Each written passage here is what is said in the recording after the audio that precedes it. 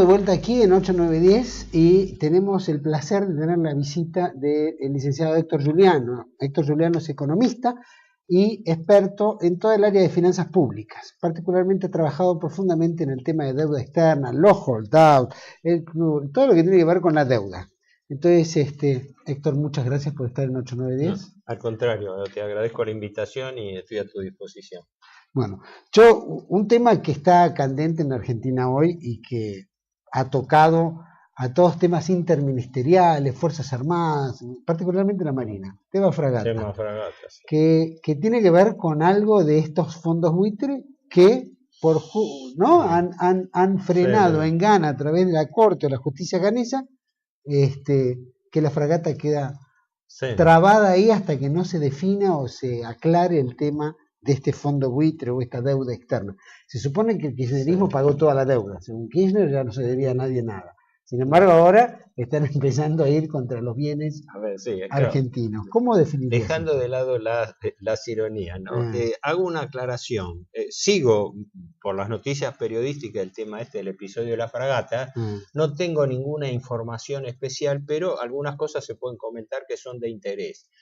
La única reserva que tengo es si esto, en gran medida, más allá de su importancia específica, es también en parte un distractivo de la grave crisis de deuda que está viviendo hoy la Argentina y que el gobierno efectivamente se encarga de soslayar, ¿no? Es decir, el episodio de la fragata sería un episodio minúsculo, sería un episodio cuasi policial o jurídico, una casuística. Pero me parece que esto, más allá de su importancia intrínseca, es un distractivo. Es decir, se agita esto para no mostrar algo peor, que es que el país está en default. Pero estamos en default. Default, a ver, la palabra default significa incumplimiento. La Argentina no ha incurrido en un nuevo default. Arrastra este tema, que ahora vamos a hablar del tema de los holdouts, como el Club de París, que han quedado en default, es decir, que han quedado, por eso se asimila default, incumplimiento, cesación de pagos. No se puede decir, corrijo eso, no se puede decir que la Argentina esté hoy en default. Sí está en un virtual default desde el punto de vista que la Argentina cayó en la trampa perfecta de la deuda perpetua, es decir, vive refinanciando la totalidad de los compromisos que le vencen e incluso vive capitalizando intereses y tomando nuevas obligaciones y aumentando la deuda a un ritmo de más de 10.000 millones de dólares por año. Entonces, no estamos en default, pero no estamos en default porque vivimos pateando la deuda para adelante y vivimos refinanciando deuda todos los días. Entonces, pero si querés comentando y respondiendo y el presupuesto, simplemente para saber, 10.000 millones que va aumentando todos los años, de los presupuestos nacionales, el presupuesto que se va a votar ahora con respecto al 2013, ¿qué porcentual tienen asignado, por ejemplo, para el tema de la deuda? Por intereses es un 9% del gasto público total, que es lo que se paga. Eso los intereses de la deuda. A ver, bueno, te resumo 3-4 cifras. El stock de deuda pública, que la última cifra es al 31 de diciembre del año pasado, estamos en octubre, 10 meses que no sabemos cuánto aumentó la deuda este año. Al 31 de diciembre el stock oficial de la deuda era 190.000 millones de dólares. Yo tengo muy cuestionada esa cifra porque hay como 50-60.000 millones de dólares de deuda no registrada. Esa es la deuda en cabeza del Estado Nacional, no es lo que deben también las provincias, municipios, Banco Central, etc. Así que está minimizada en forma casi escandalosa esa deuda. Pero no importa, poniendo que sean 190, 200.000 millones, el tema es que para este año está previsto que vencían por capital unos 40.000 millones de dólares que no se pagan, sino que se refinancian totalmente. Y además, y además se toman 12.000 millones de dólares más. El año que viene, según el presupuesto, pasa algo equivalente. Tenía las cifras acá también. Vencen unos 36.500 millones de dólares y se piensan tomar 48.600, es decir, 11.000 y pico, 12.000 millones de dólares más. ¿Qué significa esto? Que todo lo que vence de capital se refinancia y además se toma nueva deuda. y que ese ritmo de deuda nueva, lo que va creciendo la deuda pública anualmente, es mayor de 10.000 millones. Como ves, este año que pasa estaba previsto 11.700, el año que viene 12.100 y el año 2011 fue 14.600 millones de dólares. Así que para aclararlo eso desde el vamos, el desendeudamiento público es una mentira, la deuda sigue subiendo. Después entraremos a discutir qué dice el gobierno con respecto a que no, que en realidad que la deuda sube, pero que como la contraemos con el Banco Central, con la plata del ANSES de los jubilados, estamos mejor. Estamos mejor desde el momento que son funcionarios que el gobierno le puede dar órdenes, pero no estamos mejor en cuanto a nuestra capacidad de repago, porque quiere decir que si estamos mejores porque no le vamos a pagar a los jubilados, no le vamos a devolver la plata al Banco Central, a la FIP, etcétera, a todos los entes que todo lo que es nuestro, todo lo interno. Es claro, es decir, en este momento hay si querés en otro momento lo hablamos para no apartarnos mucho del objetivo de esta charla, pero en efecto es lo que yo llamo la inconsistencia de la deuda intraestado. Así que creo que lo hablamos en algún programa acá. ¿Qué significa la deuda intraestado? Porque una de dos, yo encontré la piedra filosofal, que imprimo billete y pudiera pagar deuda, o que la tomo de la reserva del Banco Central, o que la tomo de la caja de los jubilados. Entonces, una de dos. O yo solucioné mi problema, o estoy metiéndome en un callejón sin salida. Es lo más probable. Ahora, decime una cosa, Héctor. 40.000 millones de dólares se supone que se van a refinanciar, 12.000 millones son los que van a entrar en préstamo. Pero ¿refinanciamos con quién? ¿A quién se le debe eso? Esos 190.000 millones. La mitad de esa deuda, según cifras del gobierno, se le debe al propio Estado. Es decir, es deuda intraestado, intrasector público. Los principales acreedores intraestados son, como te decía, el Banco Central, que tiene prestado, creo que el equivalente a más de 55.000 millones de dólares, y la ANSES, que la plata de los jubilados, que el último fondo era 209.000 millones de pesos, el 60% de la plata de los jubilados está prestada al gobierno. ¿Y para qué le prestan al gobierno? Para que el gobierno pague deuda pública, es decir, le pague la deuda a terceros y se quede con un vale de caja interno que no tiene capacidad de repago.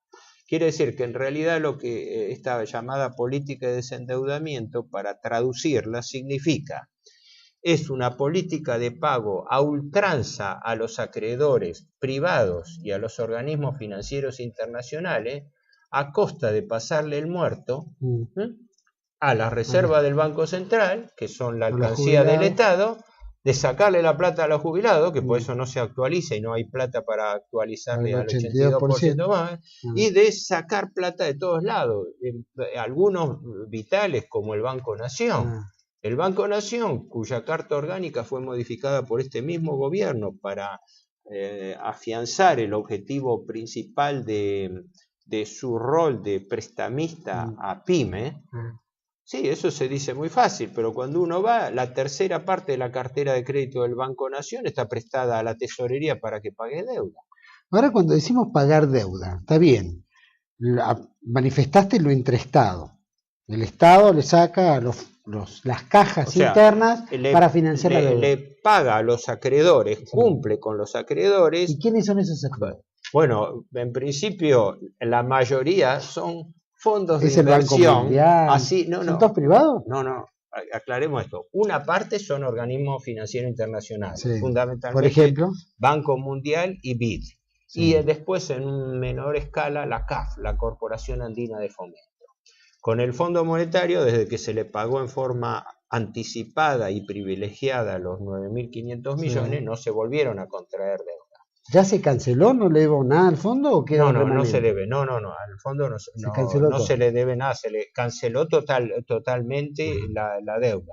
Eso sí, se le canceló la deuda, se le dan muchas invectivas, pero la Argentina no hizo el paso siguiente lógico, que era desafiliarse del fondo, para quedar perfectamente liberado de las obligaciones que tiene. Pero dejando de lado eso, ahora el problema no es con el fondo, pero sí con Banco Mundial y Banco Interamericano de Desarrollo, que en conjunto tienen prestados al país entre 15 y 17.000 millones de dólares, ¿no? Sí. Y cuyos vencimientos se van renovando. Hay un mecanismo de renovación, pero en general el gobierno ha estado pagando más de lo que recibe a esos organismos. Pero el uso de las reservas internacionales, el llamado Fondo de Desendeudamiento Argentino, es decir, esta política que el Estado toma reservas internacionales del Banco Central y las usa para pagar a acreedores, es expresamente para pagar a acreedores privados. Y la mayoría y el núcleo de esos acreedores privados son fondos de inversión. Los que le dicen también los fondos buitre. Claro, los mismos, porque acá aclaremos lo siguiente. Fondo buitre, como es lógico, es una expresión figurativa. Sí, sí. No es que un no tipo lo vea saca... el buitre que lo único que quiere es chuparte la sangre. Me refiero a esto. No es que un tipo viene, se presenta, mire, yo soy gerente del fondo buitre, Elliot y todo. No, lo que está diciendo ese tipo es, yo soy un fondo de inversión. Si actúa o no como buitre, es un calificativo. Posterior si no pagan. Claro. Entonces, una de dos, en mi opinión, ¿no? O todos los fondos de inversión son buitre, porque no tienen restricciones. Todo capital financiero es buitre, desde el punto de vista de interpretar que busca maximizar su utilidad a costa de estrangular al prestatario. Al prestatario. Esa es la lógica. Pero el gobierno maneja esa dialéctica. Esto es lo que ha explotado ahora, pero con este incidente que, insisto, por más que es imposible no engancharse en el tema, pero hay que tomar distancia, porque a lo mejor este episodio en cierta medida es también un distractivo del problema más pesado que viene atrás. Un dato que en relación a tu pregunta que es importante es lo siguiente. Volvamos al stock de deuda, 190.000 millones. No nos vamos a pelear ahora. Si 17.000 se le debe al BID y Banco Mundial, quedan 170.000 millones de dólares. En bonos, eso es todo. En bonos hay casi 100.000 millones de dólares. En bonos por todo concepto y por todas monedas, ¿no? El 60% de la deuda está en moneda extranjera, pero bueno. Pero para circunscribirlo, lo que quería decirte, dentro de esta ecuación de 190.000 millones de stock, 11.000 millones corresponden a acreedores que no han entrado en el canje del 2005, que ahí viene el problema de los fondos buitre. Es decir, ¿qué pasó? El gobierno Kirchner en el año 2005, después de haber hecho la propuesta de Dubái en el año 2003, llegó a un megacanje, el megacanje Kirchner-Labaña del año 2005. Megacanje con todas las reglas, porque se canjearon sobre un total de bonos elegibles de 82.000 millones de dólares. Se les ofreció a esos acreedores reestructurarle la deuda, es decir, rescatarle los bonos viejos contra bonos nuevos, haciéndole una quita. El gobierno exageró y exagera esa quita hablando de un 66%, no fue así, porque lo que realmente el gobierno se comprometió a pagar excede la deuda que se canceló. Porque por un lado tuvo una quita, pero por otro lado le reconoció capitalización de intereses, indexación de deuda en pesos, y le regaló a los acreedores cupones ligados al Producto Bruto por valor del 48, casi el 50% del monto canjeado. El monto si canjeado. Nosotros tuvimos crecimiento, chavo, hay que ponerse. No, lo que pasa es que es una trampa de presentación de los números, donde yo presento, digo, me hicieron un descuento de, y no digo, pero yo en contraprestación me comprometí a pagarles más de lo que el descuento que le di. Ese es el nudo de la cuestión. ¿Quién va a canjear bonos si te vaya a hacer una quita? Si yo te voy a meter bono nuevo, me tenés que dar mucho más para que yo esté tentado a cambiarlo y aceptar tu nuevo bono. Entonces, ¿de qué quita estamos hablando? Quita es de mi bolsillo. Repito este apotegma propio, pero creo que refleja acertadamente, ¿no? la cosa. La lógica de la usura, el objetivo del usurero, no es que el deudor pueda pagar la deuda, es que no la pueda pagar nunca. Entonces, cualquier trato con los acreedores lo voy a creer cuando yo no soy más deudor. Pero cuando me quedo siendo deudor y cuando empiezo a sacar las cuentas y me doy cuenta que debo más que antes, como ahora. ¿Cómo? nos liberamos de la deuda que había con el fondo, nos hemos desendeudado.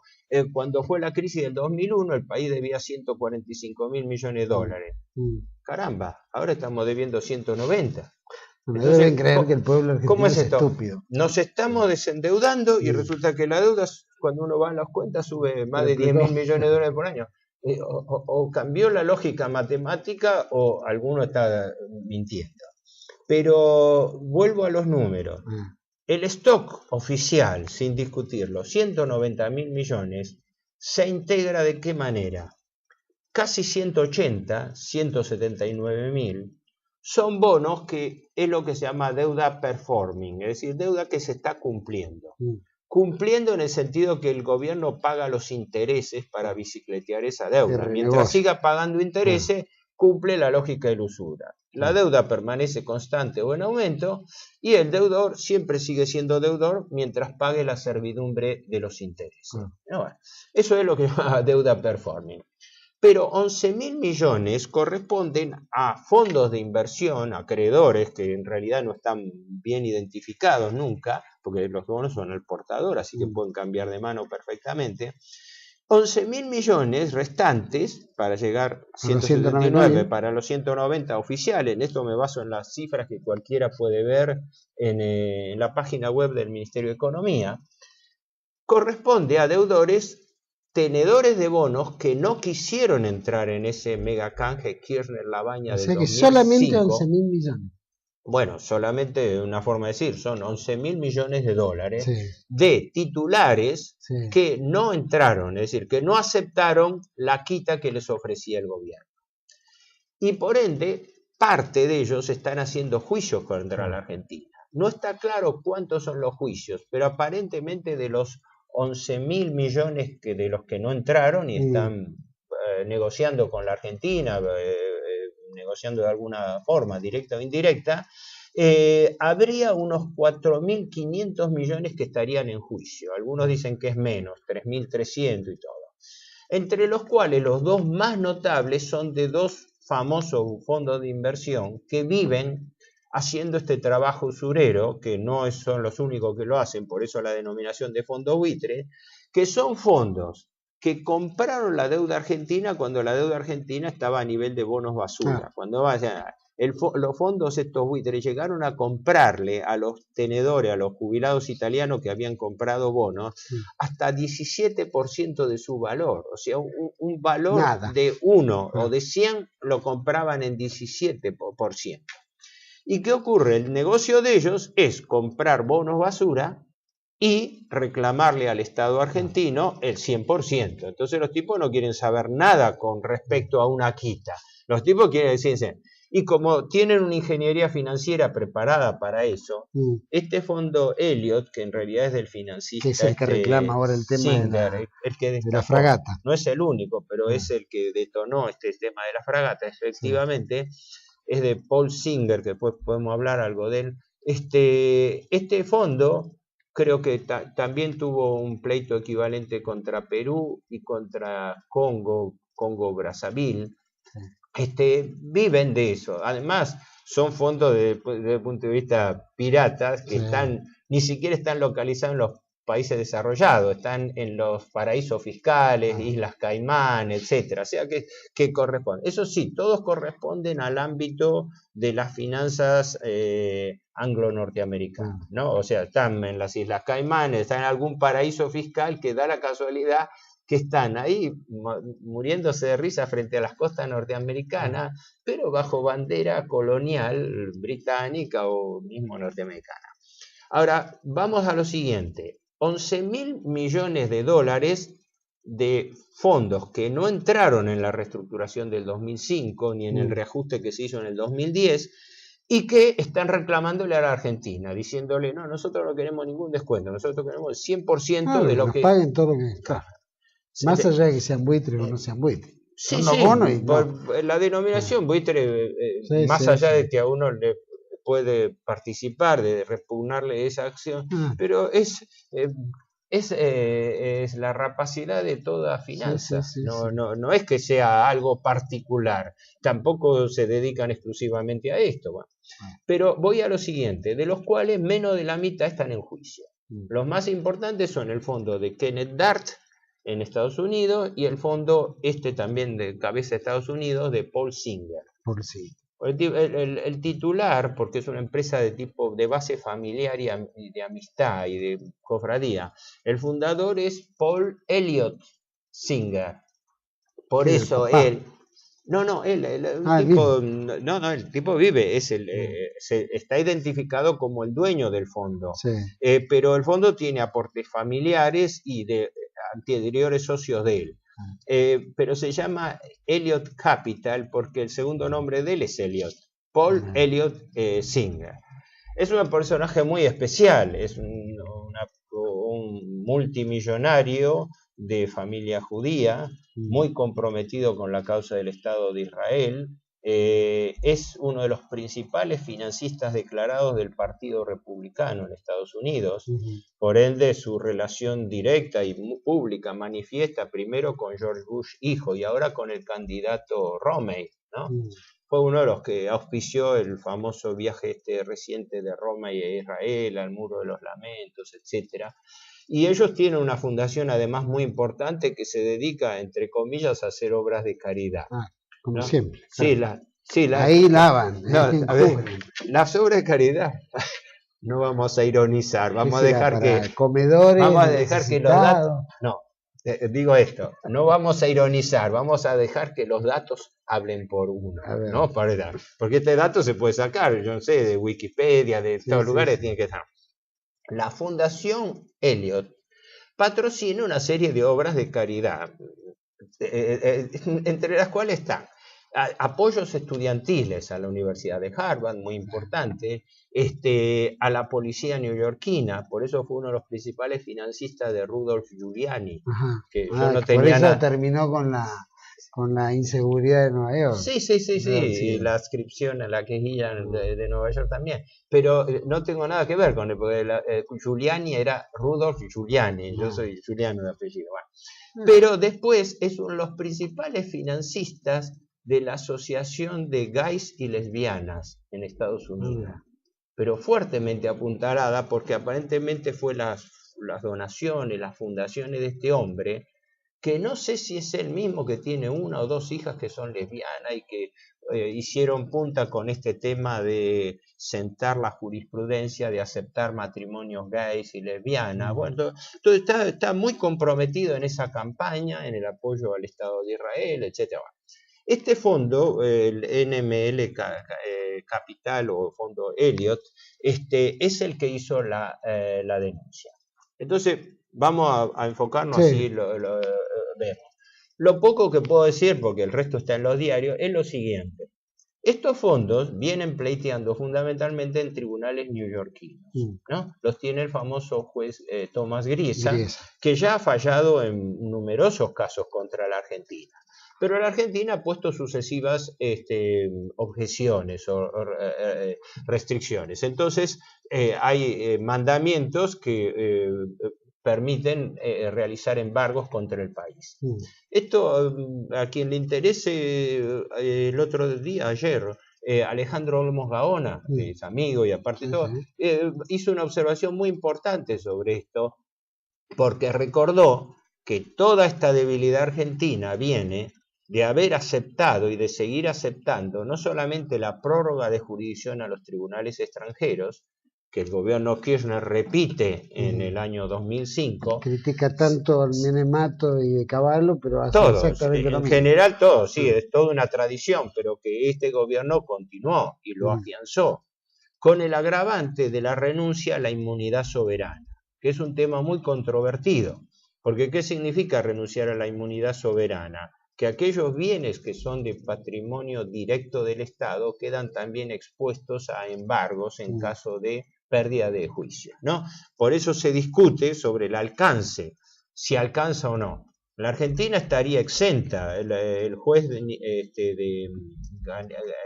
Ganiano, que dictó esta sentencia, se estaría extralimitando en sus poderes, porque por la Convención de Naciones Unidas de Derechos del Mar y por la ley internacional, los buques militares no son embargables. Así que no puede, no, más buque escuela. ¿Y claro, ahí qué hubo? ¿Un entongue? ¿Qué hubo?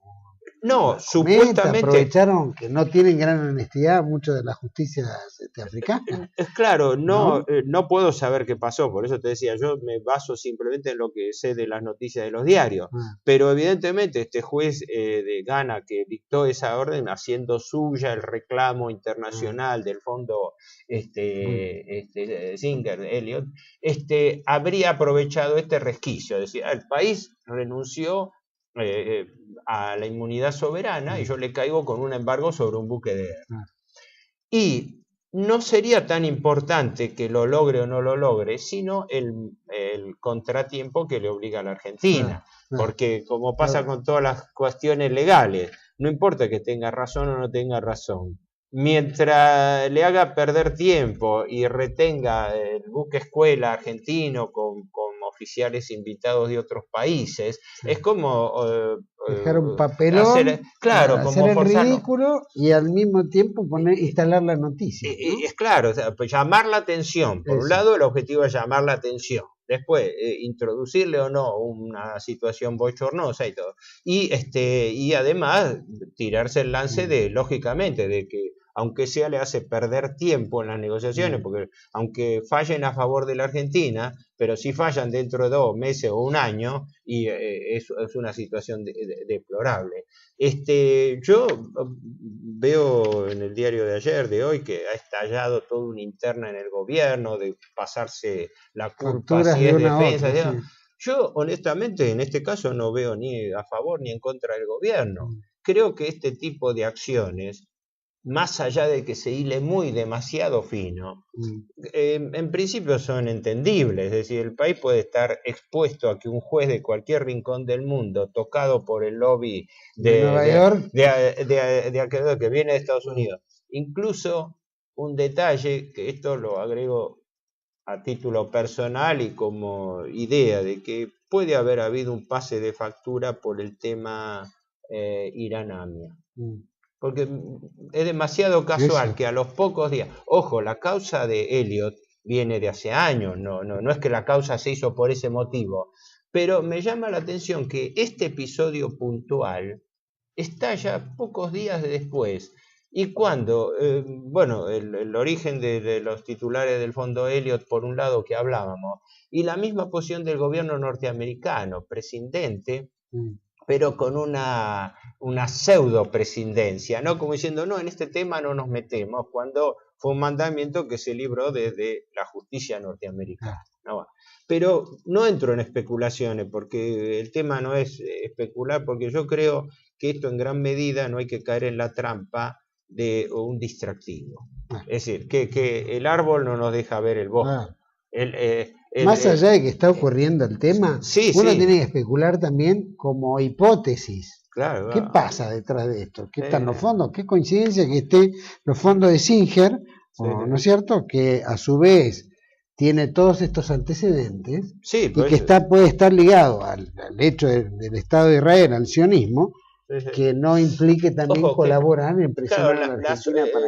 Lo preciso esto, la asociación de ideas no es prueba, no es demostración, es un elemento más. Es como si me dijeran, que muchos altos funcionarios norteamericanos están comprometidos, por su ascendencia judía y en las críticas a la Argentina por el tema de la AMIA. Pero no es ese el fondo de la cuestión en el caso de la deuda, porque los titulares de la deuda en general son acreedores ignotos, ¿no? Porque son, pueden ser lisa y llanamente, pueden cambiar de mano en cualquier momento. Pero lo que insisto es, ojo que este episodio de la fragata puede ser también un distractivo. Por un lado, un pase de cuentas lateral o como quiera interpretarse, pero también un distractivo del problema de fondo. Porque te agrego algo más. El actual gobierno, porque esto no fue anterior, esto se firmó en el año 2005, fue el acuerdo Kirchner-Labaña, ¿no? Es importante destacarlo. Se aceptaron una serie de cláusulas fuertemente favorables a los acreedores, entre las cuales se incluyó una nueva y poco conocida cláusula del acreedor más favorecido. No confundir con la cláusula de la nación más favorecida. En comercio exterior, la cláusula de la nación más favorecida es aquella que dice que cuando un país le concede un beneficio comercial a otro, si tiene acuerdos suscriptos con terceros, automáticamente esos beneficios le son extensivos a los terceros. Ejemplo. Es el caso de 1826 con Inglaterra. Bueno, sí, pero en general puede ser, qué sé yo, que yo conceda un beneficio, una exención arancelaria a un país y tengo suscripto convenios con otros países. Bueno, la operatoria puede variar según la ley y todo, pero la esencia de la cláusula de la nación más favorecida, para simplificarlo, es esa, ¿no? Yo le extiendo automáticamente a terceros países la cláusula que firmó con uno en particular, diciéndolo que todos los que han firmado acuerdos previos tienen la misma. La Argentina, y creo que esto es una innovación que pasó desapercibido en su momento, yo lo tengo señalado, cuando se firma el megacanje Kirchner-Labaña del 2005, la Argentina introduce la cláusula del acreedor más favorecido, que es una potenciación financiera de esta cláusula por la cual se establece, y esa es la guadaña que tiene el gobierno argentino, y que si pierde un juicio le van a hacer un agujero que no vamos a tener que sacar las cuentas de cuánto es. No, esa cláusula del acreedor más favorecido dice que si la Argentina, a posteriori de haber cerrado trato con los acreedores, que cerró, ¿no?, le concediera a algún acreedor alguna ventaja que no le dio a los primitivos, se la tiene que extender automáticamente con carácter retroactivo a todos los que hizo. Así que la Argentina, en el año 2005, rescató bonos por 62.000 millones de dólares y entregó nuevos bonos por 37.000. Esa fue la... Quiere decir que a todos esos acreedores que ya le refinanció y de lo cual se jactó, que aceptaron la quita, etcétera, etcétera, si la Argentina llega a perder este tipo de juicio que le están reclamando y le tiene que pagar a los acreedores restantes el 100%, puede verse expuesta a que todos los acreedores le digan, bueno, ahora nosotros queremos la equiparación. ¿Por qué? Porque nuestro país imprudentemente firmó, entre otras, esas cláusulas. Por ende, unas son los episodios, otras son los problemas de fondo. Esto nos puede llegar a desencadenar en un problema gravísimo si no se toma el toro por las astas en el tema de la deuda externa. Héctor, ¿alguna reflexión final? No, una reflexión que para que no quede en el tintero es, una de las erróneas estrategias de renegociación que llevó el país al allanarse a los acreedores y no haber cuestionado la legitimidad de la deuda, es que, yo esto lo vengo diciendo y escribiendo hace tiempo, así que por lo menos digo, yo lo dije, aunque nadie haya dado bolilla. Y se publicó también. Lo más humilde que podemos hacer nosotros en una actitud así de crítica, como te pasará a vos en la parte periodística, es decir, bueno, yo lo dije, nadie tiene influencia, pero no lo estiro. Simplemente esto, la lógica imponía que cuando el país se sienta a negociar con acreedores, primero verifique la legitimidad de las acreencias, cosa que ni este gobierno ni ninguno anterior ha hecho nunca, pese a que hay 4 juicios de por medio. Pero en particular, esto para mí siempre fue una herramienta que el gobierno no usó contra los denostados fondos buitre. Es decir, señores, ¿por qué la Argentina no paga?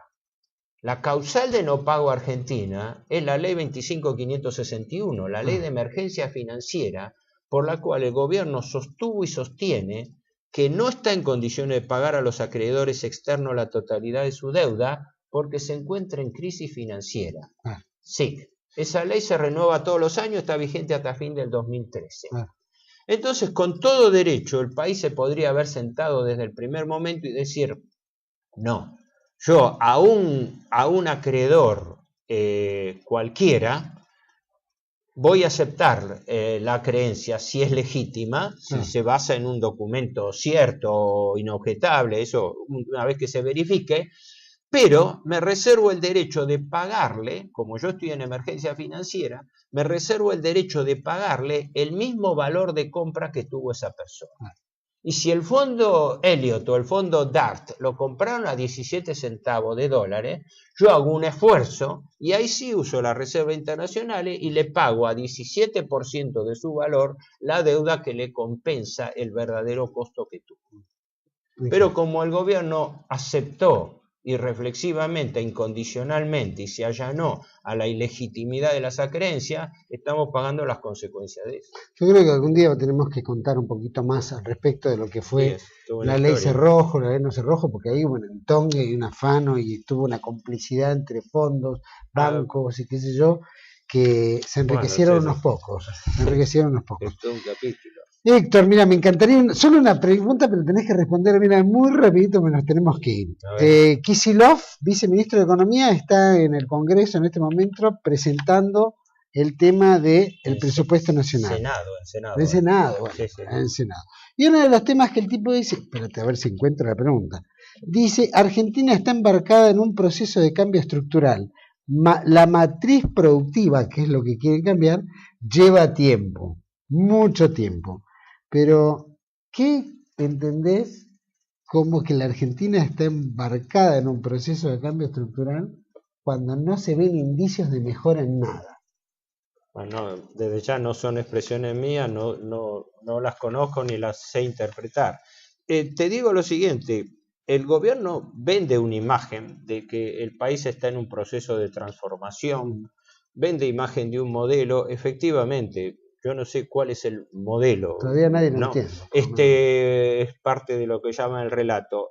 Algunas expresiones tienen un planteo serio. Creo que por lo que he leído y de la versión taquigráfica de la exposición de Kicillof en diputados, el planteo me parece en principio objetivamente serio, fundado, pero muy genérico y en el tema que yo sigo en particular, señores, el presupuesto cierra con deuda. Podemos vender cualquier discurso muy bien sonante con respecto a las aspiraciones de crecimiento argentino, pero el país se sigue endeudando y el presupuesto cierra con deuda. Eso es lo que yo, digamos, veo en forma obsesiva, pero real, es decir, no es imaginaria. Gato pardismo. Sí, no, el gobierno, yo creo que lo mejor que podría hacer es demostrar cómo se está logrando o no ese crecimiento en forma estructural, más que declararlo. Y no se nota. Héctor Soriano, muchísimas gracias. Creo que es un asiduo visitante a Tele-V1, así que no es que... Sí. Es la primera vez que viene a 8, 9, 10, cosa que nos alegra. Pero ya estuvo en otros programas del canal Tele-V1. Te agradezco. Héctor, gracias a vos por la invitación. Y vamos a estar actualizándolo todos los meses, porque sé que trabajás todos los meses en esto. Entonces, sí, yo hago una especie de monitoreo personal. Bueno. No tengo otra autoridad que la de ponerme a estudiar los papeles y venir y dar los datos de respaldo. Incluso. Sé que lo trabajás mucho, pero lo importante en esto es que si todos los meses podemos hacer ese mismo seguimiento con vos, contá conmigo. Mil gracias. Hasta la próxima. Bueno. Nosotros nos vamos a un pequeño corte del último bloque con el suboficial principal, el retirado ejército argentino, Roberto Oscar Barbalace, conductor del programa Ligando Cabos y a su vez miembro de la coordinación del CONASUBAR, Congreso Nacional de Suboficiales. Ya volvemos enseguida. Gracias.